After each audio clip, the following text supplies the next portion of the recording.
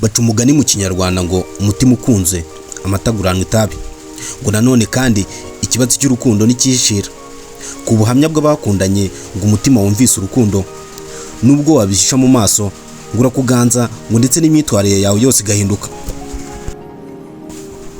Ni igitondo cyo ku cyumweru, izuba rirashe neza, isaha yo kujya mu misa iregereje. Mu mudugudu baritegura misa ya mbere. Emi, umusore w'imyaka 28, yari mu rugo iwabo aho nyina ariho amuhwitura, aramubaza impamvu atakijya mu misa. Nyina yari umugore w'umukirisitu uhamye cyane, ukunda kiliziya bikabije, ndetse kuva kera yari yaratoje umuhungu we inzira yubaha Imana kandi kubahisha Imana. Kuva mu buto bwe Emi yize mu seminari, bityo nyina akamwitegaho kazavamo umupadiri wihaye Imana. Ariko uwo munsi ubwo bari ku meza ku ifunguro rya mu gitondo, nyina yamubajije impamvu akunda gusiba misa.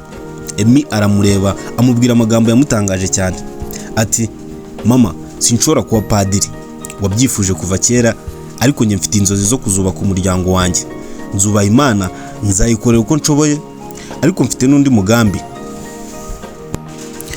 Ati hari umukobwa twahuye ndamukunda, kuva uwo munsi numvishe umutima wanjye ucitse intege, gusa wuzura ibyishimo, ndumva tuzongera guhura kandi nizeye ko ari we Imana yandemeye. Nyina kimwumva yuzura akababaro mu maso, umutima wuzura agahinda, yumva atengushywe n'umuhungu we, ariko ntiyabitindaho kuko yumvaga ko umwana rimwe na rimwe yihitiramo inzira ye. Paruwasi yaho iwabo hari abamanseri bashya baje kuhakorera umurimo w'Imana. Bamwe ni bakuru ariko harimo n'abakiri bato, basoje amashuri yabo ya teolojiya. Hafi aho kandi ya paruwasi hari gym, inyubako nayo y'imyitozo ngororamubiri. Umutoza wayo ni Emi, umuhungu wacu yari azwi cyane muri ako gace kose, umusore w'igikundiro, ibogari, ufite umubiri mwiza n'uburebure buhagije. Yakundwaga n'abantu ariko cyane cyane igitsina gore. Umunsi umwe arimo ataha avuye gutanga imyitozo muri gym, yahuye n'umukobwa wari wambaye imyenda y'amansera. Uwo mukobwa yari mwiza ku buryo budasanzwe, mu maso he ni heza cyane, yari afite uburanga butangaje. Emi yarahageze amwitegereza umwanya munini, ariko mu mansera ntiyigeze amurabukwa kuko we yakomeje inzira ye, akomeza ajya mu kiliziya. Uwo mwanya Emi yiyumvisemo ikintu kidasanzwe muri we, amarangamutima y'urukundo. Ntacyo yari gusubiza umutima we kuko muri we yahise yumva ko ari we mukobwa yahuye nawe mu bwana. Icyumweru cyakurikiyeho Emi yayiraye ku ibaba kare cyane, yabyutse yitegura kujya mu misa, atari uko yari asanzwe abigenza, ahubwo nuko yari yiteze kongera kubona mansera.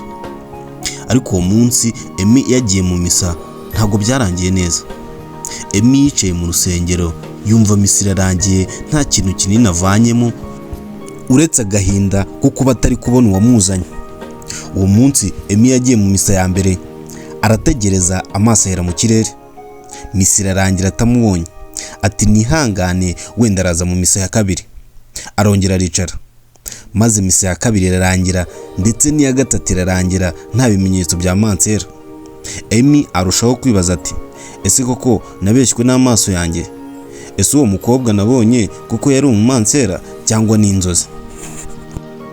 Uwo munsi Emi yasohotse umutima wuzuye agahinda kenshi, ariko afata icyemezo gikomeye ati ngomba kumubona, kuko umukobwa nk'uriya ntabwo yabura kongera kunyura mu nzira zanjye. Nyuma y'iminsi mike Emi yaravuye mu myitozo, ageze hafi y'urusengero mu muhanda muto uca imbere y'ibiti by'ingwizamarumbo, yumvishe ijwi ryoroheje ry'abantu babiri biganirira. Mu guhengereza areba neza bavuga, amaso ye yikubise ku mukobwa wambaye ikanzu y'umweru yererana, amaboko afashe indabo nziza z'amaroza. Yari we, ni manseri nyirizina. Emi yahagaze nk'umuntu utunguwe, umutima utera cyane, yihutira kumusuhuza. Ati biti, umugoroba mwiza, ndumva nabonye isura y'Imana uyu munsi. Mansera aramwitegereza, amwikiriza nawe mu ijwi rituje, ati umugoroba mwiza, ndimo ndajyana indabo zanjye mu rusengero. Icyo gihe Emi yumvise ko adashobora kumureka ngo agende atagize ibindi amubaza. Arakomeza aramubaza ati nari nabonye isura yawe rimwe, ariko kuva ubwo umutima wanjye ntabwo wigeze uruhuka. Byashoboka ko twavugana byibura nkamenya izina ryawe? Mansera aramwitegereza aratungurwa, ariko arimo aseka ati nitwa Clarisse, ndi umumansera mushya hano ku rusengero, naje gukora umurimo w'Imana. Emi yumvise ijwi ryiza riva mu kanwa ke, asa n'uguye mu kantu, intekerezo ze zijya kure. Ati Clarisse, ndakeka ko atari ibintu byahuriranye gutyo, ahubwo n'Imana yabishatse.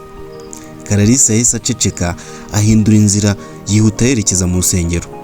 Emi asigara aho wenyine, ariko umutima we wuzuye icyizere. Ati ndamubonye, namusuhuje ndetse namenye n'amazina ye. Emi nyuma y'uwo munsi yahoraga agerageza inzira zose zishoboka kugira ngo ahure na Clarisse. Iyo yabaga avuye muri gym yabanzaga kunyura hafi y'urusengero, rimwe na rimwe akicara ku gatebe ko hanze akihugiriza kuri telefoni, gusa umutima we uri mu marembo y'urugo rw'ababikira. Clarisse ku rundi ruhande we ntabwo byari byoroshye, nubwo umutima we yumvaga hari ikimushituye. Igihe cyose abonye Emi yagombaga kwibuka indahiro n'amahame y'ubuzima yahisemo: ubusugi, ubwitange, guhara iby'isi byose akiyegurira Imana. Iminsi rero uko yakomeje kugenda yicuma, Emi yagiye abona Clarisse inshuro zigiye zitandukanye. Clarisse asohoka ajya gusura abarwayi, gusohoka ari mu rugendo rw'abakirisitu n'izindi zigiye zitandukanye. Aho hose gusa amaso y'aba ngabo ko ari babiri, hagati yabo yagaragaraga ko harimo ikintu kitari akantu. Muri uko guhura kose hagati y'aba babiri, Mansera Clarisse we yageragezaga kwijijisha, ariko ngo burya uko wakwiruka kose ntiwasiga ikikurimo. Uko yabonaga Emi umusore ufite isura y'ubwitonzi n'umutima wicisha bugufi, bitandukanye n'abandi benshi yabonaga bakunda kwirata, niko umutima we wagendaga ucika intege. Umunsi umwe Emi yamutegereje hafi y'ikiraro gito cyambukirana umugezi hafi y'urusengero. Clarisse yari ahanyuze yitwaje agakapu gato karimo indabo n'utundi tuntu duke. Emi yaramuhagaritse aramubwira ati ndakwinginze mbabarira mu mwanya muto, ngiye icyo nkubwira, hari icyo nifuje kukubwira igihe cyose kinyuzeho kandi kiramvuna. Ati ntabwo nshobora gukomeza kubaho nkaho tutariho. Ati ndagukunda Clarisse, ndagukunda by'ukuri, ndagukunda kandi bimaranye igihe. Urukundo rwanjye ntabwo ari urusanzwe, kuko nkikubona bwa mbere nahise mbyiyumvamo ko n'ubundi twigeze guhura, kandi koko nibyo. Ndagukunda kandi ndagukunda cyane. Ako kanya Clarisse aratungurwa, amaso akajengamo amarira, umutima we utera insigane. Aramusubiza mu ijwi rituje ariko rikomeye ati ibyo umbwira ntabwo ari ibintu byoroshye. Ndi umumansera nahisemo inzira y'Imana, ariko noneho ndumva nkomeje kugorwa, kuko umutima wanjye urivugira ibindi. Umutima wanjye rwose urirebera ibindi, ubwonko bwanjye buratekereza ibihabanye n'ibyo ngomba gutekereza. Uburanga bwawe, umutima wawe, uburyo ugira ikinyabupfura, byose biranyereka ko uri umuntu wihariye, ariko se nzabigenza nte? Ahangaha Emi ahita amufata ukuboko atitaye ku bababona, ati nta kintu kigoye ku Mana, niba ariyo yaduhuje izadufasha kumenya inzira. Ntabwo nkushaka nk'umunyabinyoma cyangwa ku zindi nyungu, ndagushaka mu buzima bwanjye bwose. Ubuzima nshaka ni ubuzima urimo. Ntabwo nzava inyuma y'Imana, ahubwo nzabana nawe, nzagufasha kuyikorera.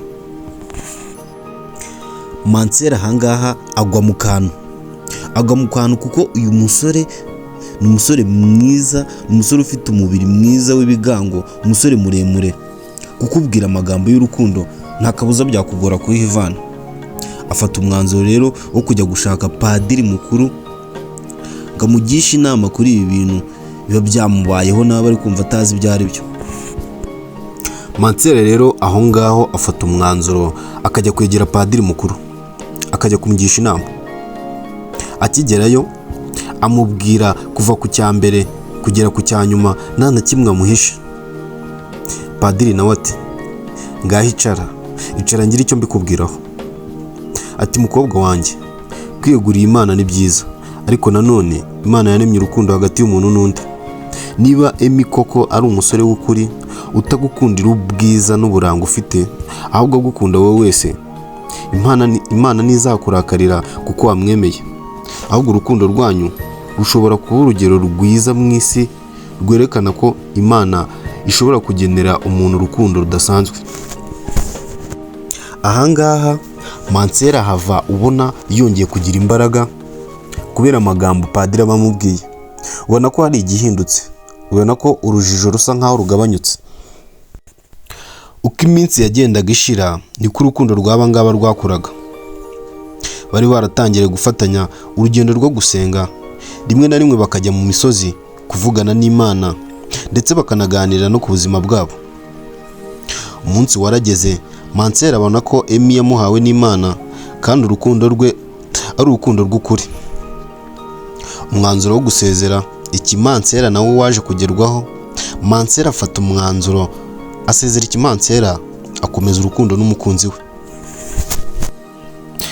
Wowe rero wowe uri kumva iyi nkuru, wowe wayumvise, wowe tukiri kumwe, ndagira ngo ngire icyo mvuga kuri iyi nkuru, mvuge ku nyigisho zayo, ikintu twigisha, ese n'iki wakuramo. Ni ikintu kidasanzwe, ikintu kiri kuvugwa hano.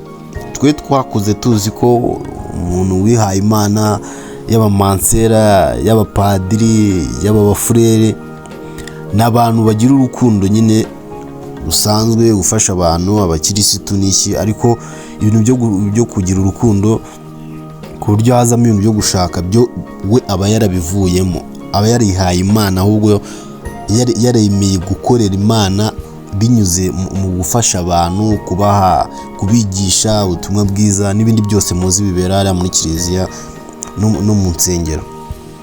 Rero urumva ikintu cyose kirimo ubushake, kirimo umutima ukunze, Imana ibiha umugisha. Ibintu byose bisa nkaho birimo ubushake kandi nta kintu byangiza, urumva ko bishoboka.